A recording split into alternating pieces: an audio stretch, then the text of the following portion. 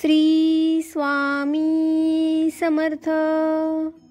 नमस्कार मित्रांनो, आजच्या व्हिडिओमध्ये आपण जाणून घेणार आहोत की कोणत्या प्रसंगी आपण शांत राहावे आणि कोणत्या प्रसंगी बोलावे.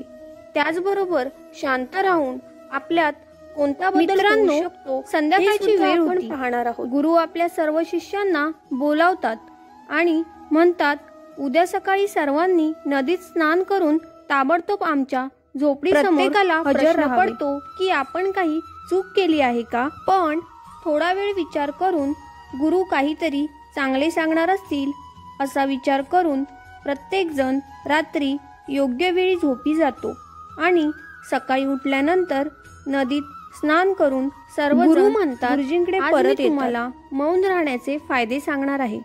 गुरु म्हणतात 10 प्रसंग जेथे मौन राहणे फायदेशीर आणि बोलणे हानिकारक आहे. गुरु म्हणतात की या 10 प्रसंगी तुम्ही शांत झालात म्हणजे शांत राहिलात तर तुम्हाला जे हवे आहे ते मिळेल. चमत्कारिक बदल सुरू होतील. जास्त बोलणे किंवा गप्प बसणे ही चांगली गोष्ट नाही. अति पाऊस किंवा सूर्यप्रकाश दोन्ही समस्या निर्माण करतात. तसेच विनाकारण बोलल्यानेही खूप नुकसान होते. गुरु म्हणतात की हा पहिला प्रसंग आहे जिथे माणसाने मौन बाळगावे आणि तथ्यांशिवाय बोलू नये. गुरु म्हणाले, जर तुमच्या बोलण्यात काही तथ्य नसेल तर गप्प बसलेलेच बरे. शांत बसल्याने मेंदूमध्ये नवीन पेशी तयार होतात आणि यामुळे ज्ञान वाढते. बोलणे तेव्हाच योग्य असते जेव्हा तुम्हाला एखाद्या गोष्टीची पूर्ण माहिती असते. तुम्ही काहीही तथ्य नसताना किंवा कोणतेही कारण नसताना बोललात तर तिथे तुमची खिल्लीही उडवली जाऊ शकते. तुमच्याकडे पुरेशी माहिती नसेल तर अशा ठिकाणी बोलल्याने तुमची चेष्टा तर होईलच, पण लोकांचा तुमच्यावरील विश्वास उडेल. म्हणून अशा ठिकाणी शांत राहा जिथे तुम्हाला काय बोलावे आणि काय नाही हे कळत नाही. बऱ्याच वेळा असे काही लोक असतात जे प्रत्येक ठिकाणी विनाकारण बोलू लागतात. काय बोलावे तेच कळत नाही, पण तरीही ते बोलत राहतात आणि नंतर ते गेल्यावर इतर लोक त्यांची चेष्टा करतात.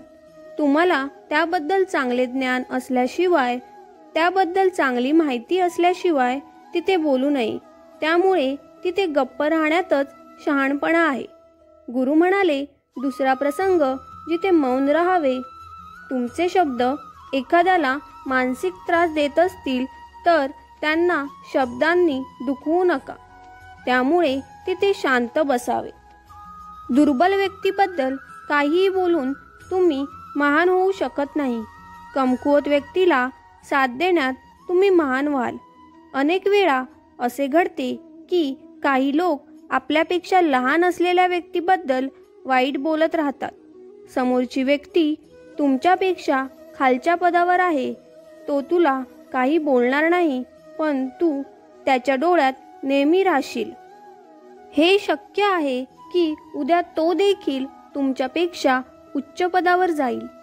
जेव्हा तो तुमच्यापेक्षा वरच्या पदावर जाईल तेव्हा तो नक्कीच त्याची परतफेड करेल. एखाद्याचा अपमान करून तुम्ही महान होऊ शकत नाही. जर तुम्हाला महान व्हायचे असेल तर तुम्ही तुमच्यापेक्षा लहान लोकांचा आदर करायला शिकले पाहिजे आणि त्याच वेळी मोठ्या लोकांचाही आदर करायला हवा. लोकांना असे वाटते की जर ते उद्धटपणे बोलले आणि समोरच्या व्यक्तीला खाली आणण्याचा प्रयत्न केला तर तो मोठा होईल. तर ही चुकीची गोष्ट आहे. तुम्ही मोठे होण्याऐवजी त्यांच्या नजरेत पडत राहाल. गुरु पुढे म्हणाले, म्हणून शिष्यांनो, जेव्हा बोलता तेव्हा आदराने बोला, जेणेकरून लोकांना तुमचे म्हणणे आवडेल. बोलताना भाऊ, ताई, काका, मित्रा इत्यादी शब्द वापरा. त्यामुळे तुमची प्रतिष्ठा नक्कीच वाढेल आणि तुम्ही लोकांच्या नजरेत एक समजदार व्यक्ती व्हाल. गुरु पुढे म्हणाले, तिसरा प्रसंग जिथे व्यक्तीने गप्प राहणे चांगले. जेव्हा तुमच्या जवळची किंवा तुमची खास व्यक्ती तुमच्यावर रागवते किंवा तुमचा अपमान करत असते तेव्हा तुम्ही गप्प राहावे, जेणेकरून समोरच्या व्यक्तीचा फुगा पूर्णपणे फुटावा. जर तुम्ही बरोबर असाल तर त्याची अजिबात माफी मागू नका आणि गप्प राहा आणि योग्य वेळेची वाट पहा. तो स्वतः तुमची माफी मागतो जेव्हा त्याला त्याची चूक कळेल. गुरु पुढे म्हणतात की जर तुमचा एखादा नातेवाईक तुमच्यावर रागवला असेल आणि त्यावेळी तुम्ही शांत असाल तर ते आदराचे लक्षण आहे. यावेळी कोणीही लहान किंवा मोठा नाही.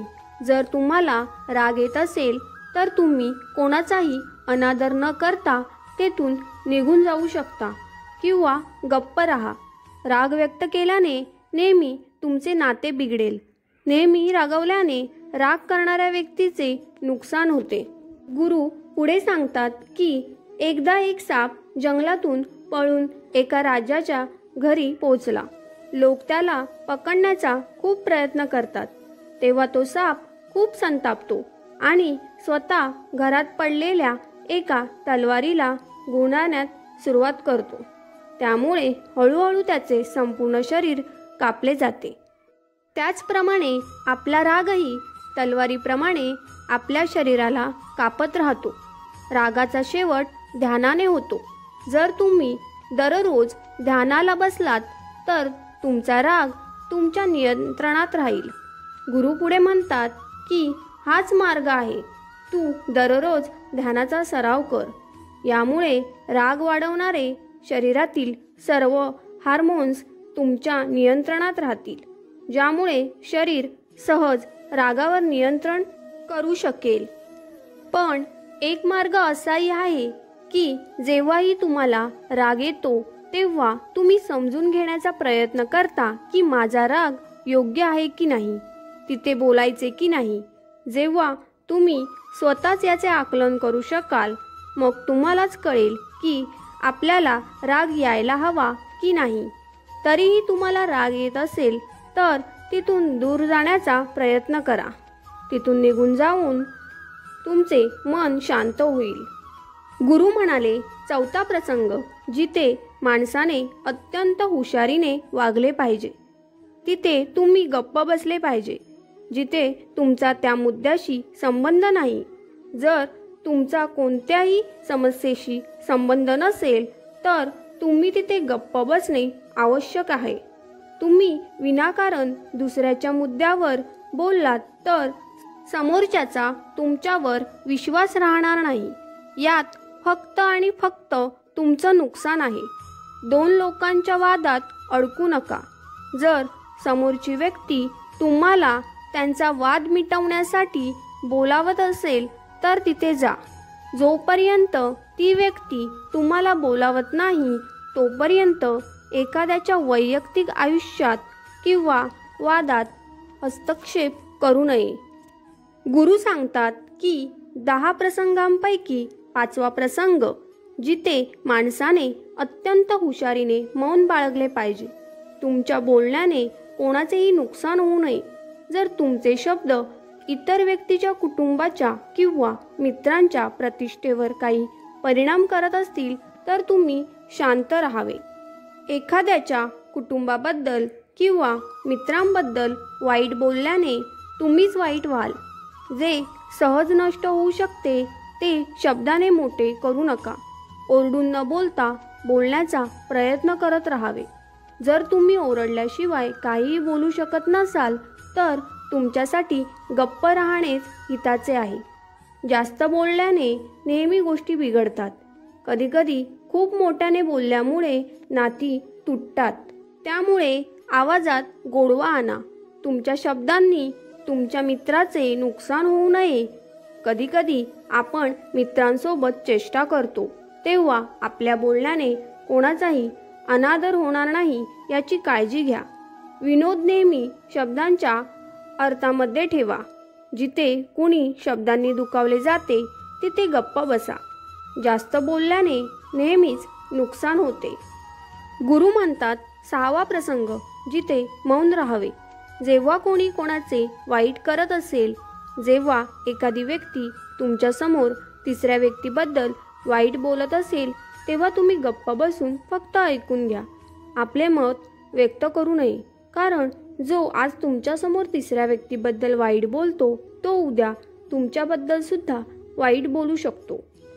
विनाकारण बोलणे, कुणाबद्दल बोलणे चुकीचे आहे. कधीकधी अशा ठिकाणी तोंड न उघडण्यातच शहाणपणा असतो. गुरु पुढे म्हणतात की 10 पैकी 7वा प्रसंग आहे जिथे माणसाने मौन बाळगावे.